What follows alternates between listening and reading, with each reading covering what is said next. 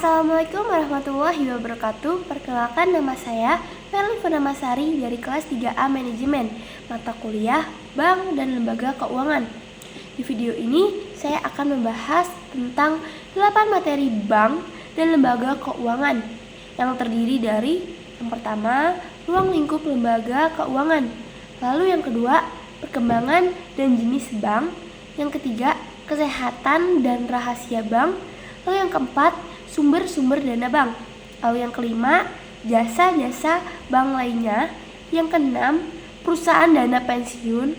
Lalu yang ketujuh, kartu kredit. Lalu yang kedelapan, ada koperasi simpan pinjam. Langsung saja kita ke materi yang pertama. Pengertian ruang lingkup lembaga keuangan. Menurut Undang-Undang Perbankan Nomor 10 Tahun 1998, bank adalah badan usaha yang menghimpun dana dari masyarakat dalam bentuk simpanan dan menyalurkannya kepada masyarakat dalam bentuk kredit atau bentuk-bentuk lainnya dalam rangka meningkatkan taraf hidup rakyat yang banyak. Kegiatan dalam bank. Yang pertama yaitu bank umum untuk menghimpun dana, simpanan giro, simpanan tabungan, lalu simpanan deposito. Lalu yang kedua adalah menyalurkan dana berupa kredit investasi, kredit modal kerja, dan kredit lainnya. Yang ketiga, jasa-jasa lainnya seperti transfer, e-kanso, clearing, SDB, bank card, falas, referensi bank, bank draft, LC, cek wisata, jual beli surat berharga. BPR, Bank Pengkredit Rakyat, menghimpun dana seperti simpanan tabungan, simpanan deposito. Lalu menyalurkan dana berupa kredit investasi, kredit modal kerja, dan lain-lain. Larangan yang ada dalam ruang lingkup bank dan lembaga keuangan yaitu menerima simpanan giro, yang kedua mengikuti clearing, yang ketiga melakukan kegiatan falas, yang keempat melakukan kegiatan peransurasian. Lalu kegiatan-kegiatan bank dalam bank asing yaitu yang pertama dilarang menerima simpanan dalam bentuk simpanan tabungan.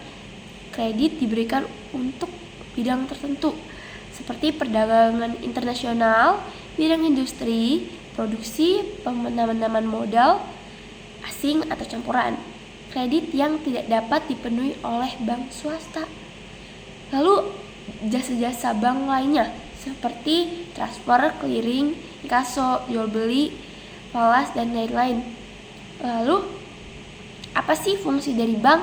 Secara umum fungsi utamanya adalah untuk menghimpun dana dari masyarakat dan menyalurkannya kembali ke masyarakat untuk berbagai tujuan atau financial intermediary. Secara lebih spesifik, bank itu berfungsi sebagai agent of trust, agent of development, dan agent of service. Lalu yang pertama itu agent of trust. Dasar utama kegiatan perbankan adalah kepercayaan, yaitu trust, baik dalam hal penghimpunan dana maupun penyaluran dana. Lalu yang B adalah agent of development. Kegiatan bank berupa penghimpunan dana, penyaluran dana sangat diperlukan bagi lancarnya kegiatan perekonomian di sektor real.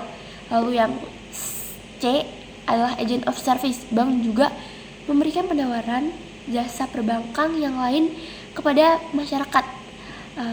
Jadi kesimpulan dari lembaga keuangan adalah entitas yang berperan dalam aktivitas keuangan seperti bank, asuransi, dan pasar modal untuk mengelola dana, memberikan pelayanan keuangan, serta memfasilitasi transaksi serta investasi.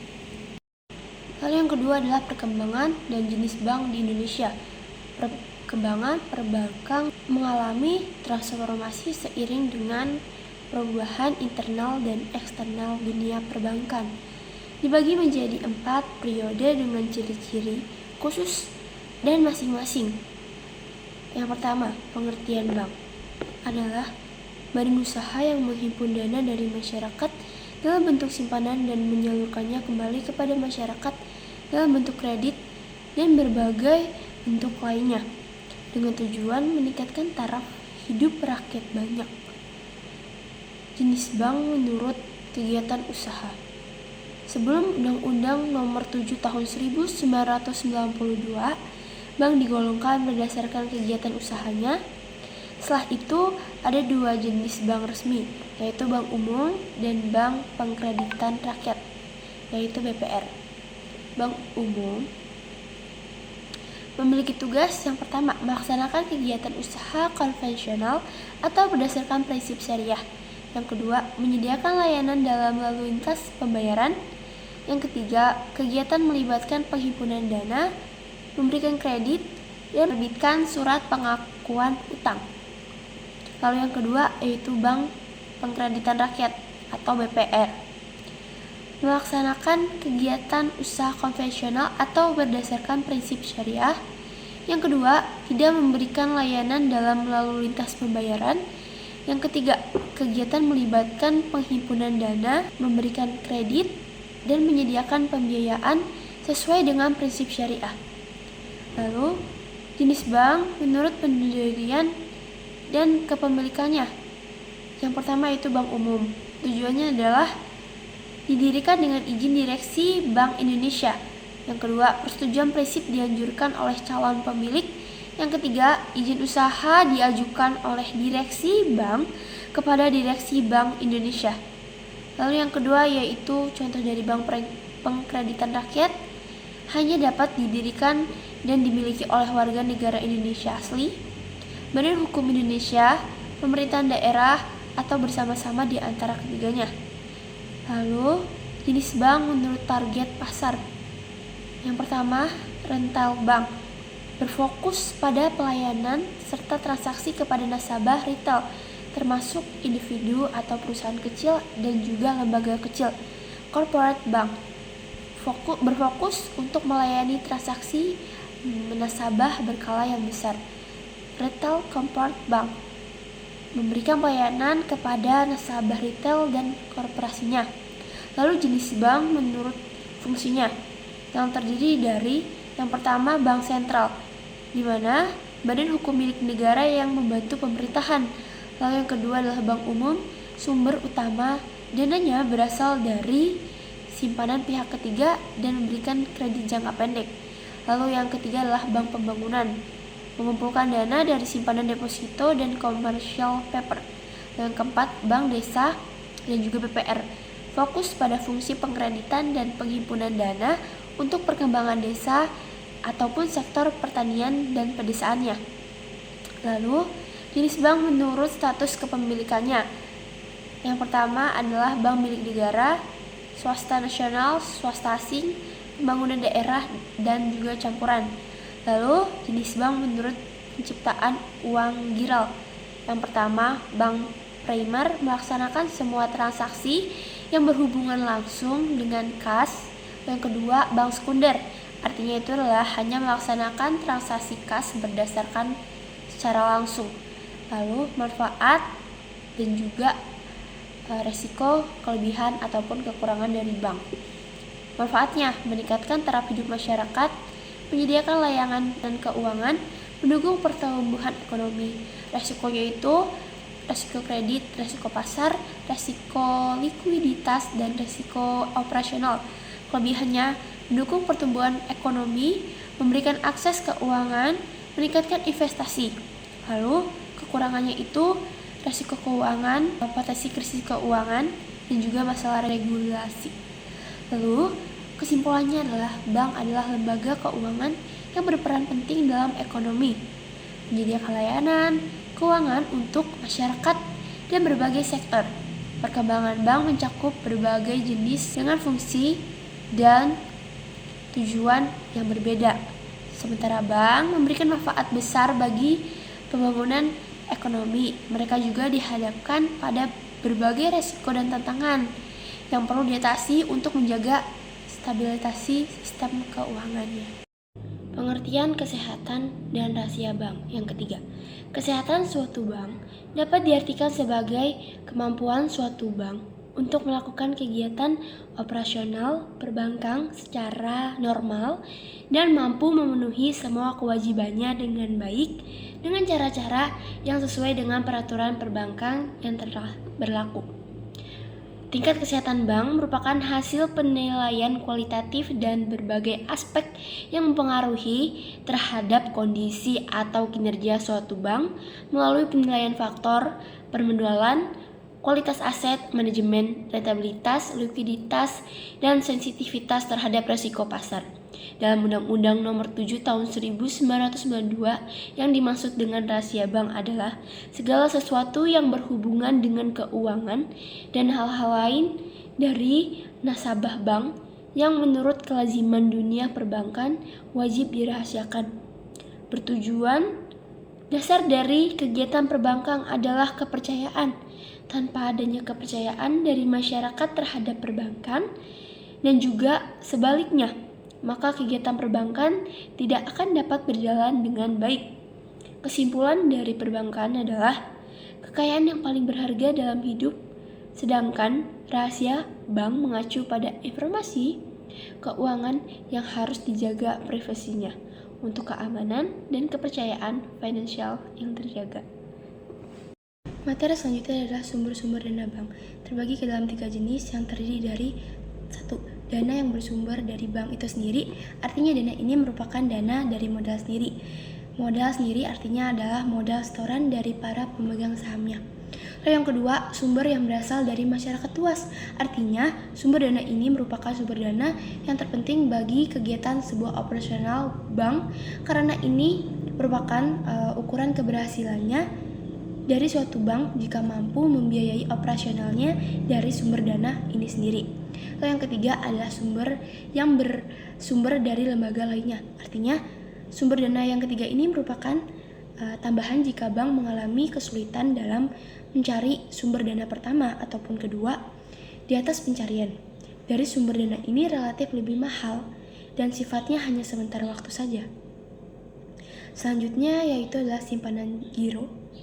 Yang pertama, atau demand deposit dalam Undang-Undang Perbankan Nomor 10 Tahun 1998 menjelaskan bahwa yang dimaksud dengan giro adalah simpanan yang penarikannya dapat dilakukan setiap saat dengan menggunakan cek biliet giro, sarana perintah pembayaran lainnya, atau dengan cara pemindah bukuan.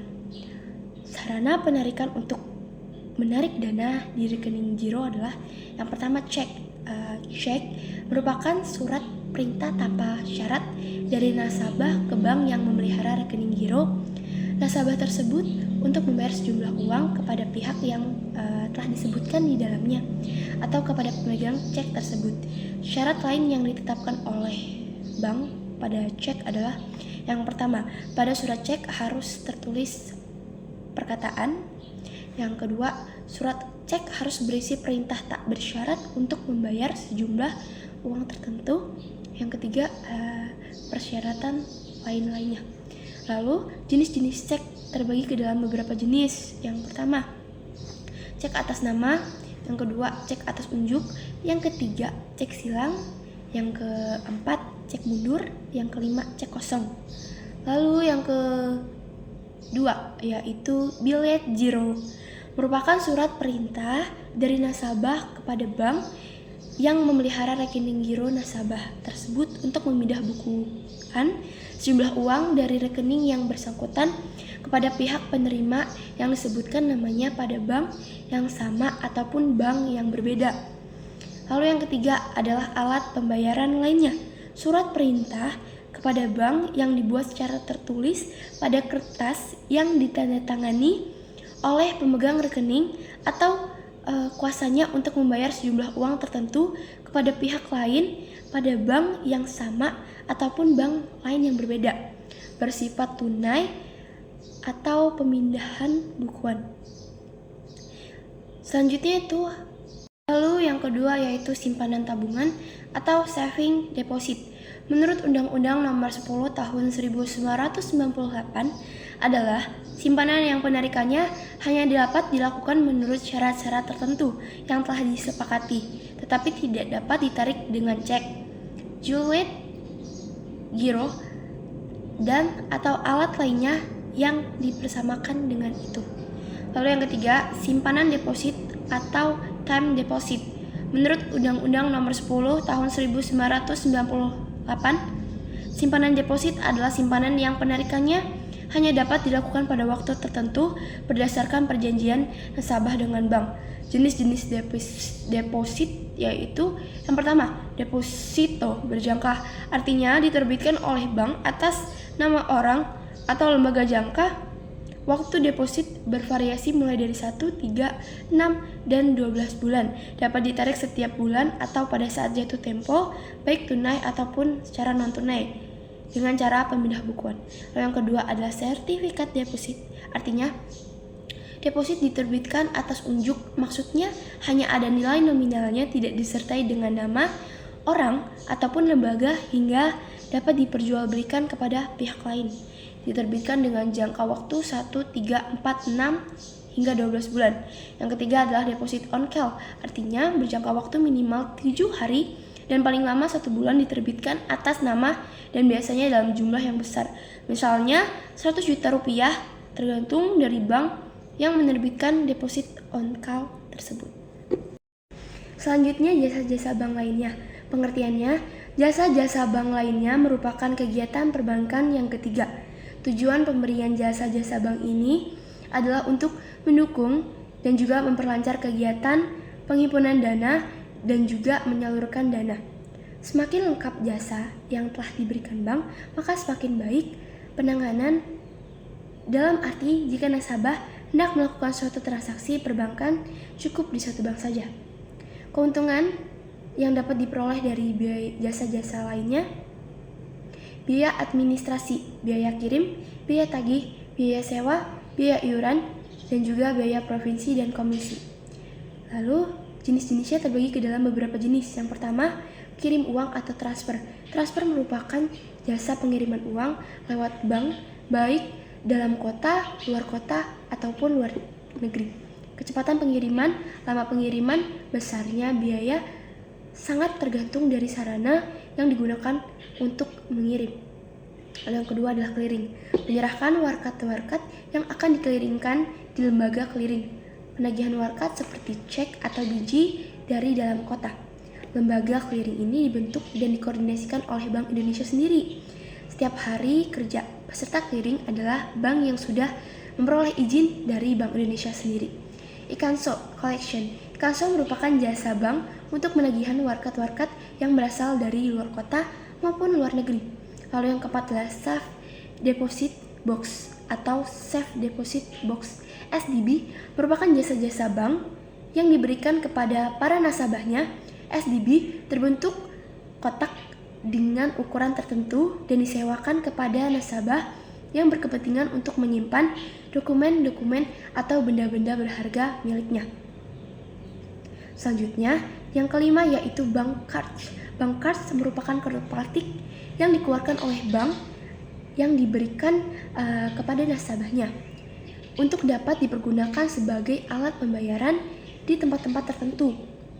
Bank card juga dapat diuangkan atau mengambil uang secara tunai di mesin ATM. Lalu yang keenam yaitu banknotes, merupakan uang kartal asing yang dikeluarkan dan diterbitkan oleh bank di luar negeri. Lalu yang ketujuh adalah travelers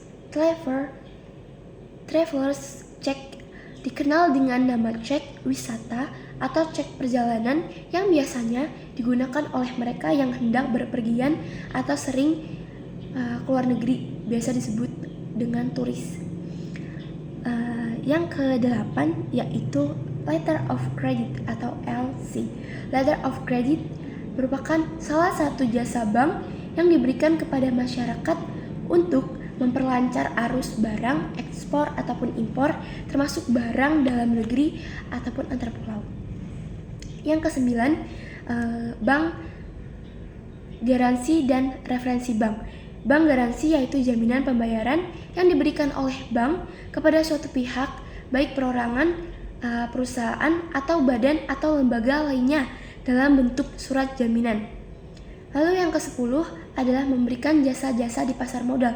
Jasa-jasa bank yang diberikan dalam rangka mendukung kelancaran transaksi di pasar modal antara lainnya yaitu yang pertama menjamin emisi atau underwriter, yang kedua menjamin guarantor, yang ketiga wali amanat, yang keempat perantara perdagangan efek pialang atau broker, yang kelima pedagang efek atau dealer, yang keenam perusahaan pengelola dana investing company. Lalu yang ke-11 yaitu menerima setoran. Jasa ini diutamakan untuk membantu nasabahnya dalam mengumpulkan setoran atau pembayaran lewat bank. Setoran atau pembayaran yang biasa diterima oleh bank antara lain yang pertama bank listrik, yang kedua pembayaran telepon, yang ketiga pembayaran pajak, yang keempat pembayaran uang kuliah, yang keenam pembayaran rekening air. Pengertian perusahaan dana pensiun. Perusahaan dana pensiun adalah lembaga keuangan non-bank yang menyelenggarakan program pensiun, memberikan manfaat finansial sesuai prinsip syariah Islam dan hukum negara kepada peserta yang memasuki masa pensiun. Dana pensiun 1. Dana pensiun pemberi kerja. Yang kedua, dana pensiun lembaga keuangan. Fungsi dari dana pensiun. Yang pertama, memberikan penghargaan kepada karyawan atas pengabdiannya. Yang kedua, menciptakan rasa aman dan motivasi kerja. Yang ketiga, meningkatkan citra perusahaan dalam bisnis. Yang keempat, meningkatkan produktivitas melalui motivasi karyawan. Lalu, manfaat dana pensiun itu apa? Yang pertama, hari tua yang terjamin dan layak. Yang kedua, rasa aman untuk karyawan dan keluarganya. Yang ketiga, pengelolaan dana untuk investasi jangka panjang. Yang keempat, dukungan terhadap program pemerintahan. Materi selanjutnya yaitu materi yang ketujuh adalah kartu plastik atau kartu kredit. Kartu plastik adalah kartu yang terbuat dari polivinil klorida (PCF) dan kartu yang diterbitkan oleh bank atau lembaga selain bank yang bermanfaat untuk mempermudah penarikan uang tunai, untuk pembayaran transaksi atas barang atau jasa, dan dapat juga untuk menjamin keabsanan cek yang dikeluarkan. Fungsi kartu plastik yang pertama sumber kredit, yang kedua penarikan uang tunai, yang ketiga penjaminan cek. Jenis-jenis kartu kredit atau kartu plastik. Kartu kredit adalah alat pembayaran dengan menggunakan kartu APMK yang digunakan untuk membayar kewajiban yang muncul dari transaksi ekonomi seperti pembelanjaan yang penarikan tunai. Dalam penggunaannya, pihak pengelolaan acquirer yang terlebih dahulu menanggung kewajiban pembayaran. Pemegangan kartu wajib membayar sesuai dengan kesepakatan, baik melalui pelunasan sekaligus, charge card, atau dengan angsuran. Lalu, kartu prabayar. Kartu prabayar, prepare card, adalah kartu yang mirip dengan kartu kredit atau debit, namun dapat digunakan untuk menarik uang tunai melalui mesin ATM. Kartu ini harus diisi atau top up terlebih dahulu sebelum digunakan dan pengisiannya dapat dilakukan di bank ataupun mesin ATM. Lalu selanjutnya charge card. Apa itu charge card? Adalah kartu kredit tanpa batasan kredit. Charge card dapat digunakan sebagai alat pembayaran transaksi jual beli barang atau jasa. Jadi kesimpulannya, kartu plastik memiliki keuntungan dan kerugian dalam penggunaannya. Maka dari itu, para pemegang kartu harus selalu waspada terhadap berbagai penipuan, dan bagi bank penerbit kartu plastik harus memberikan pengamanan tambahan serta layan customer secara 24 jam. Kekurangannya, risiko utang. Pengangguran berlebihan bisa menimbulkan utang yang sulit dibayar. Kedua, bunga tinggi. Biaya bunga bisa tinggi jika selalu tidak lunas setiap bulan. Lalu, kelebihannya, kemudahan bertransaksi, memungkinkan pembayaran tanpa tunai di berbagai tempat. Lalu yang kedua, pengelolaan keuangan, memberikan histori transaksi yang berguna untuk mengelola keuangan.